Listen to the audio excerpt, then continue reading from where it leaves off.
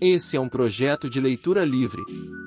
Fique à vontade para ouvir qualquer conto em nossa biblioteca e solicitar novos audiolivros. Curta o vídeo, inscreva-se no canal e ative o sino de notificações para não perder todas as novidades. A Mão do Macaco. Conto de William Jacobs. Use fones de ouvido para uma melhor experiência. Lá fora, a noite estava fria e úmida, mas, na pequena sala de Labour Villa, os postigos estavam cerrados e o fogo ardia intensamente. Pai e filho jogavam xadrez.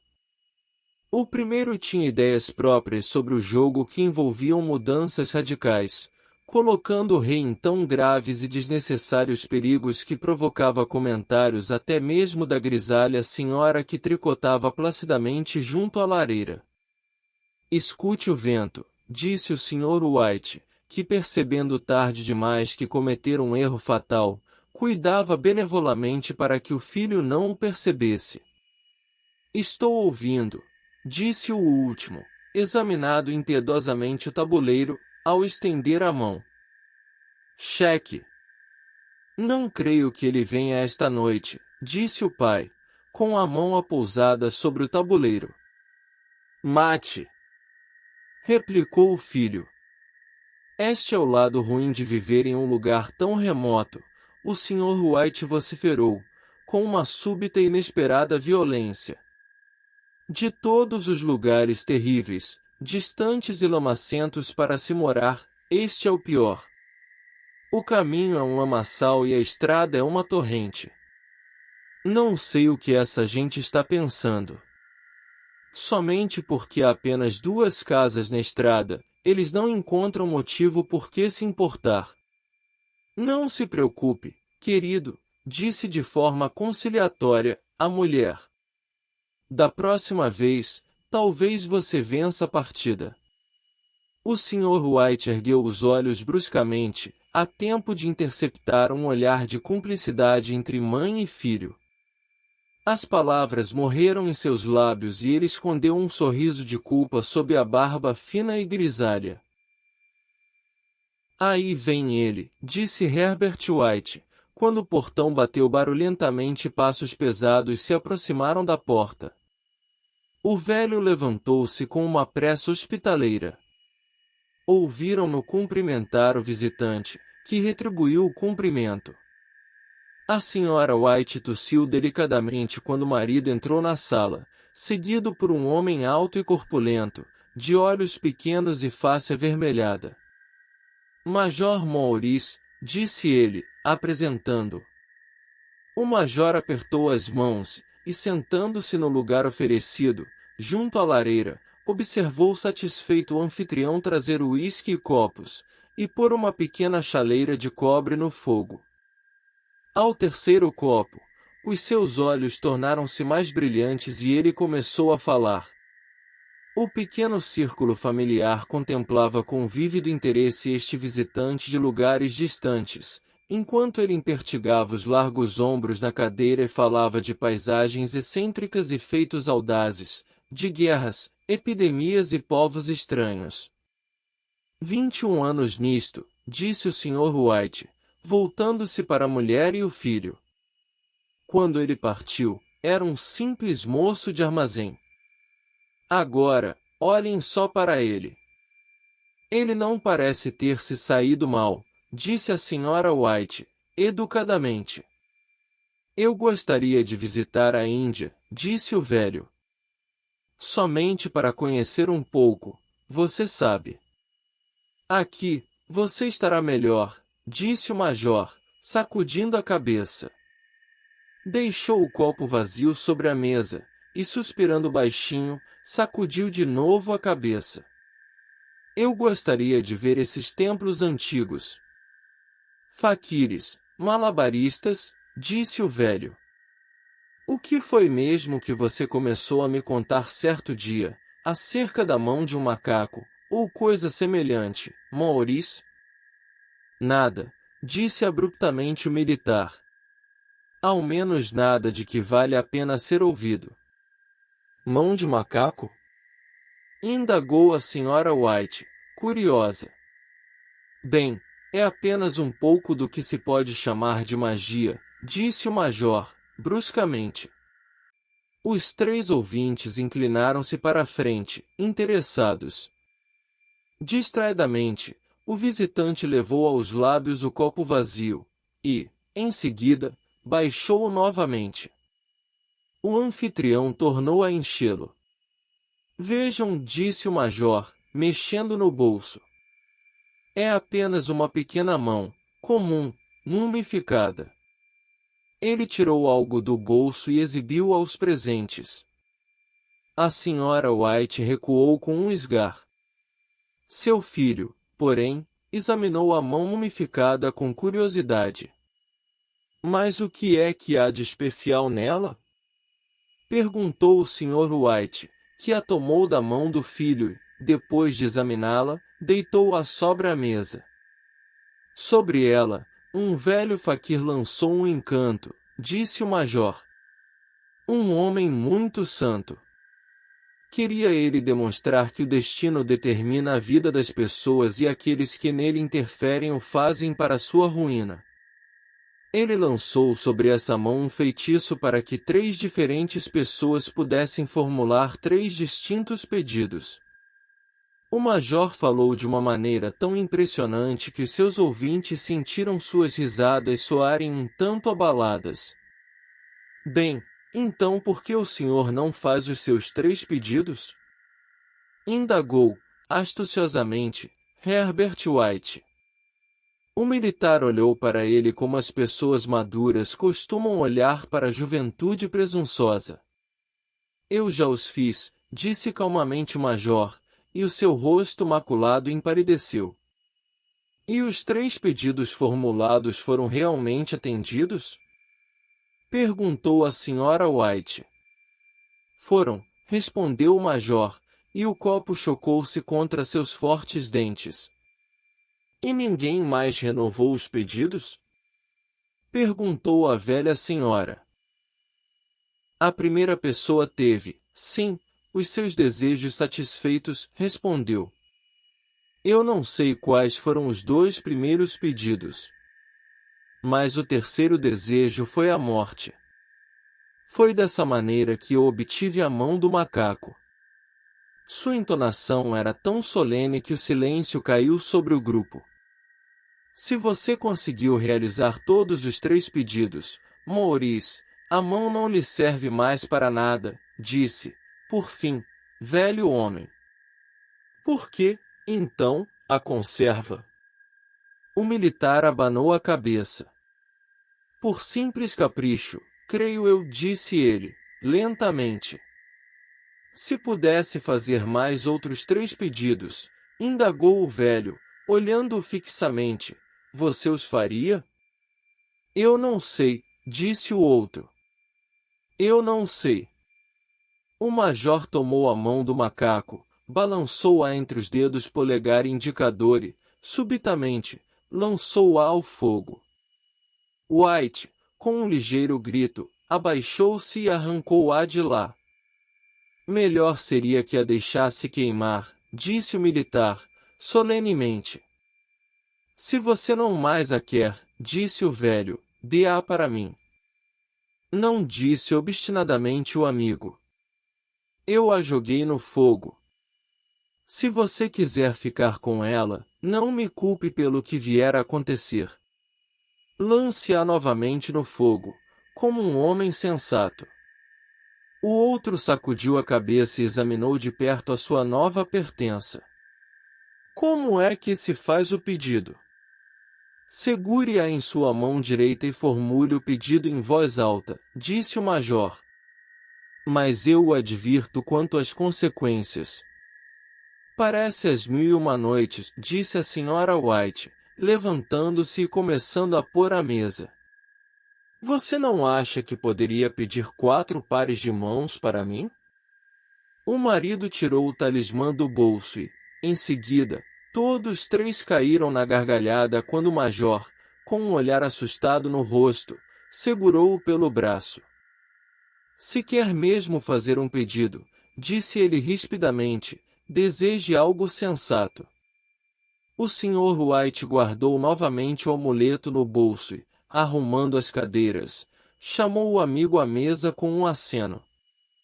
Durante o jantar, o talismã foi, de certo modo, esquecido, e depois os três escutaram, encantados, o segundo capítulo das aventuras do militar na Índia. Se a história sobre a mão do macaco não for mais verdadeira do que as que ele nos contou, disse Herbert, quando a porta se fechou atrás do convidado, há tempo de ele apanhar o último trem, então não devemos dar muito crédito a ela. Você deu alguma coisa pela mão? Perguntou a Sra. White, olhando atentamente para o marido. Uma bagatela, disse ele, corando levemente. Ele não queria receber, mas eu o fiz aceitar. E ele insistiu novamente para que eu a jogasse fora. Sem dúvida, disse Herbert, com um horror fingido, vamos ser ricos, famosos e felizes. Pai, somente de início, peça para ser um imperador, e o senhor não mais será dominado por mamãe. Ele correu em volta da mesa, perseguido por uma injuriada Sra. White, armada com uma capa de poltronas. O Sr. White sacou a mão do macaco do bolso e olhou para ela com um ar de dúvida. Eu não sei o que pedir. Isto é um fato, disse ele lentamente. Parece-me que tenho tudo quanto quero. Se o senhor liquidasse o débito da casa, ficaria muito feliz, não é mesmo? Disse Herbert com a mão pousada no ombro do pai. Bem, peça então 200 libras. É justamente o que lhe falta. O pai, com um sorriso envergonhado da própria credulidade, ergueu o talismã, enquanto o filho, com uma expressão solene, um tanto comprometida pela piscadela dirigida à mãe, sentou-se ao piano e extraiu alguns acordes grandiloquentes. Eu desejo 200 libras, disse o pai em clara voz. Um belo acorde de piano felicitou as palavras, mas essas foram interrompidas por um grito estridente do velho homem. A mulher e o filho correram até ele. Ela se mexeu, disse ele, com um olhar de nojo para o objeto, que caíra ao chão. Quando eu formulei o meu pedido, ela se contorceu em minhas mãos como uma cobra. Bem, eu não estou vendo dinheiro, disse o filho, enquanto a apanhava e a punha sobre a mesa. E aposto que nunca o verei. Deve ter sido imaginação sua, pai, disse a mulher, olhando ansiosamente. Não faz mal. Não houve nada. Mas, ainda assim, a coisa me abalou. Sentaram-se perto da lareira novamente, enquanto os homens terminavam de fumar os seus cachimbos. Lá fora, o vento soprava ainda mais vigorosamente. O velho sobressaltou-se ao ouvir o som de uma porta batendo no andar superior. Um silêncio estranho e deprimente abateu-se sobre todos os três, e os envolveu até que o velho casal se levantou para dormir. Espero que o senhor encontre o dinheiro enrolado em um grande saco, bem no meio da cama, disse Herbert, ao dar-lhe boa noite, e algo de terrível, agachado em cima do guarda-roupas, o espreite, enquanto o senhor embolsa o seu ganho fácil. Ele permaneceu sentado, sozinho, na escuridão. Observava o fogo fenecer e via rostos formando-se nas chamas. A última cara era tão horrível, tão simiesca, que ele a contemplou com assombro. A imagem era de uma vivacidade tal que Herbert, com um sorriso inquieto, procurou na mesa um copo d'água para jogar sobre ela. Agarrou a mão do macaco, sentindo um breve calafrio. Então, limpou a própria mão no casaco e retirou-se para a cama. Na manhã seguinte, enquanto tomava o café da manhã sob a luz do sol invernal, que pairava sob a mesa, Herbert riu de seus temores. Havia na sala um ar de prosaica rigidez que faltara na noite anterior. E a mão do macaco, enrugada e suja, atirada negligentemente sobre o aparador, não inspirava nenhuma grande crença em suas virtudes. Eu creio que todos os velhos militares são iguais, disse a Sra. White. Que ideia nossa, de dar ouvidos a estas tolices! Como se pode acreditar, nos dias de hoje, em talismãs que nos concedem desejos? E se as 200 libras forem concedidas, o que de mal poderá lhe acontecer, pai? Será mal se as libras caírem do céu, bem em cima da cabeça dele, disse Herbert, frivolamente. Segundo Maurice, as coisas aconteciam com tanta naturalidade, disse o pai, que você, se o quisesse, poderia considerar uma simples coincidência. Bem, não lance mão do dinheiro antes que eu volte, disse Herbert, ao se levantar da mesa. Temo que o senhor se transforme em um homem mau e avarento, e nós tenhamos que repudiá-lo. A mãe sorriu, acompanhou-o até a porta e o viu afastar-se pela estrada. De volta à mesa, ela parecia divertir-se com a credulidade do marido. Mas isto não a impediu de correr à porta quando o carteiro bateu, nem de fazer referência a majores reformados beberrões, quando descobriu que o correio trouxera apenas a conta do alfaiate. Com certeza, Herbert fará outra observação irônica quando voltar, disse ela, quando se sentaram para jantar. Sem dúvida, disse o Sr. White, servindo-se de um pouco de cerveja. Mas, seja como for, a coisa se contorceu na minha mão. Juro que sim. Você imaginou que ela se mexeu, disse a Sra. White, suavemente. Eu estou dizendo que ela se mexeu, o outro replicou. Quanto a isto, não tenho dúvidas. Eu tinha acabado. O que houve? A mulher não respondeu. Ela estava observando os movimentos misteriosos de um homem do lado de fora que, olhando indeciso para a casa, parecia tentar decidir-se a entrar. Numa conexão mental com as 200 libras, ela percebeu que o estranho estava bem vestido e usava um reluzente chapéu de seda novo. Por 3 vezes, ele parou no portão e depois retrocedeu. Na quarta tentativa, pôs a mão sobre ele, em seguida, com uma súbita resolução, abriu e avançou. No mesmo momento, a Sra. White colocou a mão atrás de si, desatou apressadamente o avental e colocou esta útil peça do vestuário sob a almofada de sua cadeira. Ela conduziu o estranho, que parecia pouco à vontade, à sala.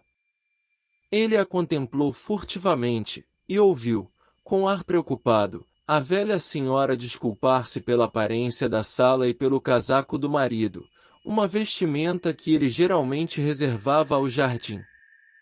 Ela, então, esperou, tão pacientemente quanto seu sexo permitia, que ele abordasse o motivo da visita, mas ele permaneceu, a princípio, enigmaticamente calado. Pediram-me que viesse, disse ele finalmente. Abaixou-se e extraiu um pedaço de algodão da calça. Eu venho da parte de Mal Imagines. A velha senhora teve um sobressalto. Aconteceu alguma coisa? Ela perguntou, ofegante. Aconteceu alguma coisa, Herbert? O que foi? O que foi? O marido se interpôs. Espere, mãe, disse ele rapidamente. Sente-se e não tire conclusões precipitadas. Certamente, o senhor não nos trouxe mais notícias, não é mesmo? Disse o velho, olhando o outro, ansiosamente. Eu sinto muito, começou o visitante. Ele está ferido? Interpelou a mãe. O visitante inclinou-se, assentindo. Gravemente ferido, ele disse em voz baixa. Mas já não mais sente dor. Oh, graças a Deus! Disse a senhora, apertando as mãos. Graças a Deus! Graças! Mas estacou subitamente, quando o terrível significado daquela afirmativa desmoronou sobre ela. Ela viu a confirmação de seus temores no rosto esquivo do outro. Então prendeu a respiração e, voltando-se para o pouco arguto marido, pôs a mão trêmula sobre ele. Houve um longo silêncio. Ele foi apanhado pela máquina, disse finalmente o visitante, em voz baixa. Apanhado pela máquina, repetiu, aturdido, o Sr. White. Ele se sentou, olhando fixamente pela janela e, tomando a mão da mulher entre as suas, apertou-a, como costumava fazer nos tempos de namorados, há cerca de 40 anos. Ele era o último filho que nos restava, disse ele, voltando-se para o visitante. É difícil. O outro tossiu e, levantando-se, caminhou lentamente até a janela. A empresa me pediu que lhes transmitisse sinceros pêsames pela grande perda, disse ele, sem olhar em volta. Eu imploro que compreendam que sou apenas um empregado e apenas cumpro ordens. Não houve resposta. O rosto da senhora estava lívido, os olhos fixos, a respiração inaudível. No rosto do marido havia um olhar que o seu amigo major poderia ter ostentado em seu primeiro conflito armado. Quero dizer que a Mal Imagine se exime de qualquer responsabilidade, prosseguiu o outro. Eles não admitem qualquer responsabilidade no evento, mas, em consideração aos serviços prestados por seu filho, pretendem ofertar-lhes uma certa quantia, a título de compensação. O Sr. White largou a mão da mulher e, pondo-se de pé, dirigiu ao visitante um olhar de horror. Seus lábios secos articularam as palavras. Quanto?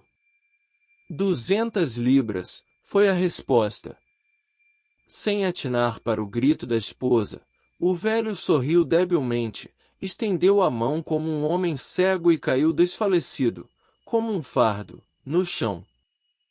No imenso cemitério novo, a umas 2 milhas de distância, os velhos sepultaram o seu morto e voltaram para casa, mergulhada na sombra e no silêncio.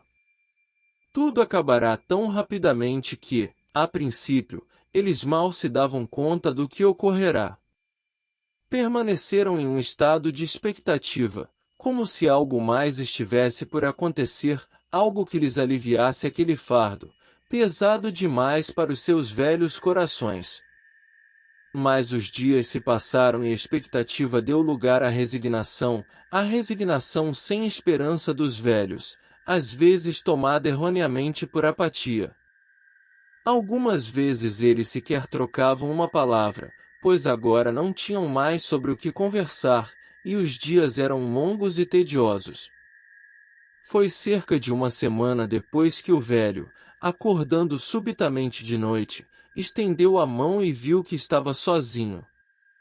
O quarto estava escuro e o som de um choro lastimoso vinha da janela. Ele sentou-se na cama e ficou a escutar.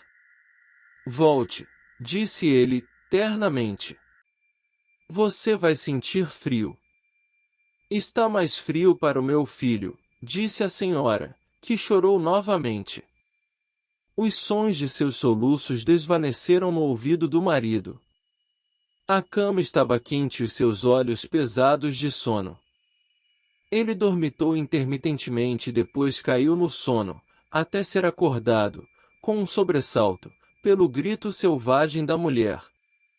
A mão! Ela chorava descontroladamente. A mão do macaco! Ele se levantou, alarmado. Onde? Onde está? O que aconteceu? Ela transpôs, cambaleante, o quarto, achegando-se a ele. Eu quero a mão do macaco, ela disse em voz baixa. Você a destruiu? Ela está na sala de estar, na prateleira, ele respondeu, surpreso. Por quê? Ela chorou e riu ao mesmo tempo e, inclinando-se, beijou-lhe o rosto. Somente agora pensei nisto, disse ela histericamente. Por que não pensei nisto antes? Por que você não pensou nisto antes? Pensar em quê? Ele inquiriu. Nos dois outros desejos, ela respondeu rapidamente. Nós só fizemos um pedido. Não acha que já foi o suficiente? Ele replicou, enraivecido. Não. Ela gritou, triunfante. Faremos mais um. Desça e a pegue logo. Deseje que o nosso garoto viva novamente. O homem sentou-se na cama e afastou os lençóis de seus membros trêmulos. Meu Deus, você está louca! Ele gritou, horrorizado. Pegue-a, disse ela, ofegante. Pegue-a depressa e faça o pedido. Oh, meu filho, meu filho! O marido riscou um fósforo e acendeu uma vela. Volte para a cama, disse ele, hesitante. Você não sabe o que está dizendo. Nós tivemos o primeiro desejo satisfeito, disse a senhora, febrilmente. Por que não o segundo? Foi só uma coincidência, gaguejou o velho. Vá buscá-la e faça o pedido, gritou a mulher, tremendo de excitação. O velho virou-se, olhou-se para ela e sua voz tremeu. Ele está morto há 10 dias, e além disso, eu não queria que você soubesse, mas eu só consegui reconhecê-lo pelas roupas. Se ele estava terrível demais para que você o visse, imagine como não estará agora. Traga-o de volta! Gritou a velha senhora, e o arrastou até a porta. Você acha que tenho medo do filho que criei? Ele desceu na escuridão e tateou até a sala de estar e, depois, até a lareira. O talismã estava em seu lugar e um medo horrível de que o desejo ainda não formulado pudesse trazer de volta, em sua presença, o filho mutilado, antes que pudesse evadir-se da sala, apoderou-se dele. Prendeu a respiração ao perceber que havia perdido a direção da porta e, com a testa umedecida por um suor frio, deu a volta ao redor da mesa, encontrou a parede e tateou ao longo dela. Então se viu no corredor estreito com aquela coisa hedionda na mão. Mesmo o rosto de sua mulher parecia mudado quando ele entrou no quarto. Estava pálido e ansioso e, para o seu temor, tinha uma aparência anômala. Sentiu medo dela. Faça o pedido. Ela gritou, imperiosamente. Isto é uma tolice. Uma perversidade, ele disse, hesitante. Peça. Repetiu a mulher. Ele ergueu a mão. Desejo que o meu filho viva novamente. O talismã caiu no chão e ele olhou, amedrontado. Então afundou numa cadeira, trêmulo, enquanto a velha, com os olhos abrasados, foi até a janela e levantou a persiana. Ele permaneceu sentado até enregelar-se, olhando ocasionalmente para a figura da mulher, que espiava pela janela. O resto de vela, que ardera até a borda do castiçal de porcelana, lançava sombras pulsantes sobre o teto e as paredes até que, com um lampejo mais intenso, se apagou. O velho homem, com uma indescritível sensação de alívio pelo fracasso do talismã, rastejou de volta à cama e, 1 ou 2 minutos depois, a velha senhora, silenciosa e apaticamente, deitou-se ao lado. Nenhum dos dois falou. Permaneceram em silêncio, ouvindo o tic-tac do relógio. Um degrau rangeu, um rato correu, ruidosamente, a guinchar, pela parede. A escuridão era opressiva e, depois de continuar deitado por algum tempo, tomando coragem, o marido tomou uma caixa de fósforos e, acendendo um, desceu as escadas em busca de outra vela. Ao pé da escada o fósforo acabou e ele parou o outro para acender. No mesmo instante, uma batida, tão silenciosa e furtiva que mal se ouvia, soou na porta da frente. Os fósforos caíram-lhe da mão. Ele ficou imóvel, com a respiração suspensa, até que a batida se repetiu. Então ele virou e fugiu rapidamente para o quarto, fechando a porta atrás de si. Uma terceira batida ressoou pela casa. "O que foi isso?" gritou a senhora, levantando-se. "Um rato", disse o velho, com a voz trêmula. "Um rato. Ele passou por mim na escada." A mulher sentou-se na cama e ficou escutando. Outra batida, forte, voltou a ressoar. "É Herbert!" Ela gritou. "É Herbert!" Ela correu para a porta, mas o marido se antepôs, e, tomando-a pelo braço, segurou-a firmemente. "O que você vai fazer?" sussurrou ele, com voz rouca. "É meu filho. É Herbert!" Ela gritou, lutando maquinalmente.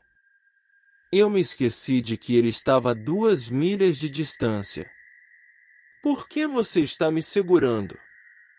Solte-me. Preciso abrir a porta." "Pelo amor de Deus, não o deixe entrar!" gritou o velho, tremendo. "Você está com medo de seu próprio filho!" Ela gritou, debatendo-se. "Largue-me! Estou indo, Herbert! Estou indo!" Houve mais uma batida e mais outra. A velha, com um súbito empurrão, soltou-se e saiu correndo do quarto. O marido seguiu-a até o patamar e, suplicante, chamou por ela, enquanto a mulher, voando, descia as escadas. Ele ouviu a corrente chacoalhar e a tranca de baixo ser deslocada lenta e rigidamente do encaixe. Então a voz da velha mulher soou, tensa e ofegante. "A tranca!" gritou alto. "Desça! Eu não consigo puxá-la." Mas o marido estava com as mãos e os joelhos no chão, tateando, procurando desesperadamente a mão do macaco. Se pelo menos ele conseguisse encontrá-la antes que aquela coisa lá fora entrasse. Batidas sucessivas reverberaram pela casa e ele ouviu arrastar de uma cadeira quando a mulher a colocou no corredor, de encontro à porta. Ele ouviu o render da tranca ao ser deslocada lentamente e no mesmo instante encontrou a mão do macaco. Desesperadamente, formulou o seu terceiro e último pedido. As batidas cessaram subitamente, embora os seus ecos ainda ressoassem pela casa. Ele ouviu a cadeira ser arrastada para trás e a porta se abrir. Um vento frio subiu até a escada e o longo e alto gemido de decepção e tristeza da mulher lhe deu coragem para correr até ela e, em seguida, até o portão. O cintilar do lampião do outro lado da rua alumiava uma estrada calma e deserta. Obrigado por assistir. Até a próxima. Fique à vontade para continuar assistindo mais vídeos.